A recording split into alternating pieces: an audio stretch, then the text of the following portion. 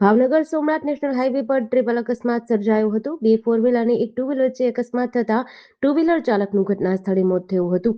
Bhavnagar Somnath national highway ઉપર અકસ્માતની આ ઘટના બની હતી।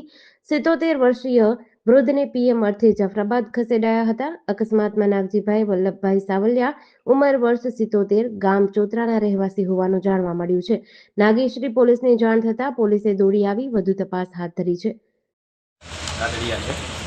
બરાબર ચોતરા ગામના રહેવાસી નાગજીભાઈ સાવલિયા ટીંબી સાઈડથી national highway Timbi Hemal road ઉપર આવતા હતા અને નેશનલ હાઈવેની પણ ઘણી બધી ભૂલો છે। રોડ ઉપર ગમે ત્યાં આગળ ડાયવર્ઝન નથી આપેલા, ડિવાઈડર ઉપર ક્યાંય લખેલું નથી આવતું આગળ, અને એટલા બધા પુલોના કામ બી ચાલુ છે છતાં પણ કોઈ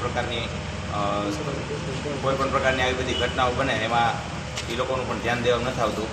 અત્યારે આકસ્મિક એક અકસ્માત થયો છે જેમાં ફોર વ્હીલ અને ટુ વ્હીલનું એક્સિડન્ટ થયું છે અને અત્યારે નાગજીભાઈ સાવલિયા ચોતરાના રહેવાસી જેમનું ડેથ થયેલું છે।